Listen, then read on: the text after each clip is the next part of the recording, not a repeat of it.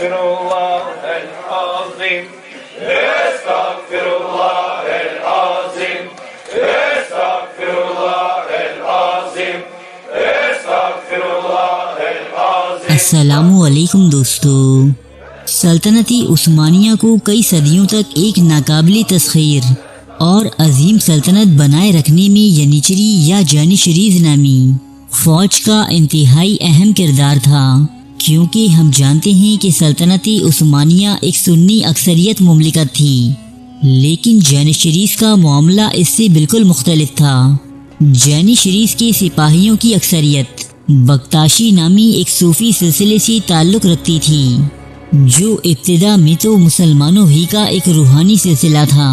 البتہ بعد ازاں اس کے پیروکاروں نے اس قدر مختلف عقائد اپنا لیے کہ آج اس کا شمار ایک الگ ہی فرقے یا مذہب کے طور پر کیا جاتا ہے.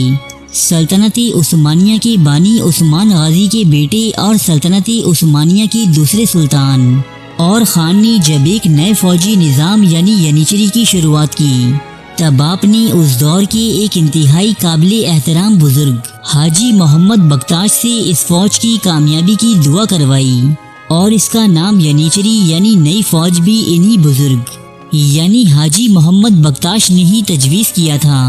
اس کے علاوہ اس نئی فوج کی مذہبی و روحانی تعلیم کی ذمہ داری بھی انہی بزرگ کے سپرد کی گئی، اور اسی لیے تاریخ میں ہمیں یہ فوج اور سلسلہ بکتاشیہ ایک دوسرے سے منسلک نظر آتا ہے. سلسلہ بکتاشیہ کا آغا ینیچری دستوں میں سردار کا عہدہ رکھتا تھا، جبکہ بکتاشی درویش امن کے دن ینیچری فوج کی چھاؤنیوں میں گزارا کرتے اور میدانی جنگ میں دشمن کے ساتھ محاذ پر نظر آتے. گزرتے وقت کے ساتھ ساتھ جہاں ینیچری فوج آرام طلبی، کرپشن اور کئی دیگر خرابیوں کا شکار ہوئی، وہیں یہ سلسلہ بکتاشیہ بھی بہت سی گمراہیوں میں مبتلا ہوتا چلا گیا. چونکہ ینیچری فوج میں بھرتی کیے جانے والے نوعمر لڑکے مسیحی علاقوں سے تعلق رکھتے تھے، اس لیے سلسلہ بکتاشیہ میں مسیحی عقائد بکثرت سرایت کرتے گئے، یہاں تک کہ بکتاشیہ فرقے کے ماننے والے اللہ تعالی، حضرت محمد صلی اللہ علیہ وآلہ وسلم اور حضرت علی کرم اللہ وجہہ کو ملا کر ایک تثلیث یعنی عقیدہ ٹرینٹی کے بھی قائل ہیں. یہ لوگ نماز اور دیگر شعائر اسلامی سے بھی دور رہتے ہیں. 18ویں صدی کے دوران کہ جب ینیچری فوج سلطنت عثمانیہ کے لیے ایک ناسور بن چکی تھی، ملکی سرحدوں پر دشمن سے حفاظت کرنے کی بجائے شہری علاقوں میں رہ کر کاروبار کرنا اور عوام و خواص کی دولت کی لوٹ مار ان کا پیشہ بن چکی تھی، تب سلطان محمود ثانی نے انتہائی حکمت اور تدبر سے کام لیتے ہوئے ینیچری نامی اس فوج کو صفائے ہستی سے مٹا دیا. مزید یہ کہ سلطان نے سلسلہ بکتاشیہ سے تعلق رکھنے والے درویشوں کو بھی چن چن کر قتل کروایا، جو تصوف کے نام پر عوام الناس کو گمراہ کر رہے تھے. سلطان محمود ثانی نے ینیچری فوج کا خاتمہ تو کر دیا، لیکن سلسلہ بکتاشیہ کسی نہ کسی طرح مخفی رہنے اور اپنا وجود برقرار رکھنے میں کامیاب ہو گیا. ان درویشوں پر دوسرے کریک ڈاؤن کا آغاز مصطفیٰ کمال اتا ترک کے دور میں اس وقت ہوا کہ جب اس نے ترکی کی ریاست کو سیکولر بنانے کے لیے اس میں پروان چڑھ رہے تمام صوفی سلسلوں پر پابندی عائد کر دی. لیکن اس وقت تک یہ فرقہ سلطنت عثمانیہ کی دور دراز علاقوں میں بہت زیادہ قوت حاصل کر چکا تھا. 1925 عیسوی سلطنت عثمانیہ کے خاتمے کے بعد بکتاشیوں نے اپنا عالمی مرکز البانیہ کی دارالحکومت تیرانہ میں منتقل کر دیا تھا. یہ تو تھی بکتاشیوں کی ایک مختصر سی تاریخ، اور اب دور حاضر میں بکتاشی فرقے سے تعلق رکھنے والے افراد دنیا بھر میں پائے جاتے ہیں، جن کی اکثریت یورپ کے مسلمان ملک البانیہ میں رہتی ہے.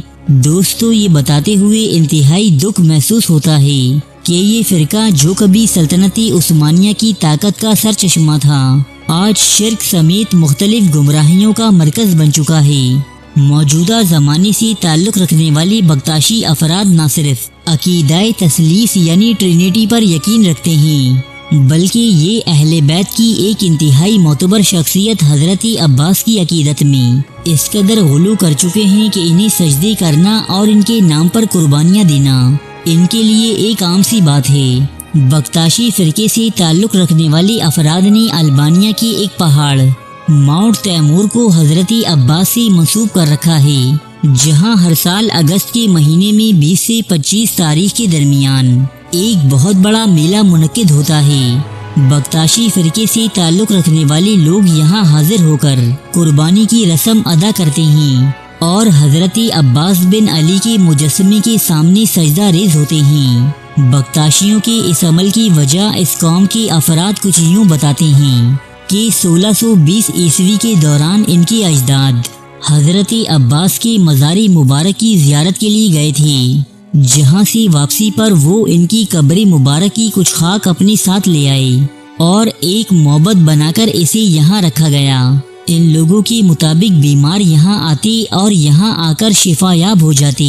جب اس بات کی اطلاعات یہاں کے گورنر تک پہنچی تو اس نے حضرت عباس کے مزار کی خاک کو البانیہ کی سب سے بلند ترین مقام یعنی ماؤنٹ تیمور پر منتقل کر دیا، اور تبھی سے اس پہاڑ کو ماؤنٹ عباس بھی کہا جاتا ہے۔ بہت سے بختاشی افراد یہاں حضرت عباس کی آمد اور ان کی زیارت کی کہانیاں بھی سناتے ہیں۔ آج فرقہ بختاشیہ سے تعلق رکھنے والے افراد نہ صرف حضرت عباس بن علی کو اپنے خدا کا درجہ دیتے ہیں، بلکہ یہ انہیں البانیہ کی خوشحالی کا ذمہ دار بھی قرار دیتے ہیں۔ ان کے سامنے سجدہ ریز ہوتے ہیں اور ان سے اپنی حاجات بھی طلب کرتے ہیں۔ اس لیے آج اس فرقے یعنی بختاشیہ کا شمار بھی نصیریوں اور قادیانیوں جیسے گمراہ فرقوں میں کیا جاتا ہے۔ بختاشی فرقے سے تعلق رکھنے والی خواتین پردے کا کوئی خاص اہتمام نہیں کرتی، اس لیے ان کا لباس اور رہن سہن یورپ کی دیگر مسیحی ریاستوں کی خواتین جیسا ہی نظر آتا ہے۔ بختاشیوں کا پرچم سبز رنگ پر مشتمل ہے، جس پر 12 کونوں والا سورج بنا ہوا ہے۔ سبز پرچم اسلام کی علامت ہے، جبکہ 12 کرنیں اہل تشیعوں کے 12 اماموں کی علامت ہیں۔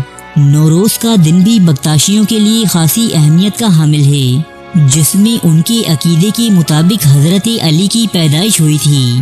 البانیہ میں نوروز کے دن عام تعطیل ہوتی ہے اور ایسا کرنے والا یہ واحد یورپی ملک ہے۔ دوستو، امید کرتا ہوں کہ یہ ویڈیو آپ کے علم میں اضافے کا سبب بنی ہو۔ اگر واقعی ایسا ہے تو اسے لائک ضرور کیجیے گا۔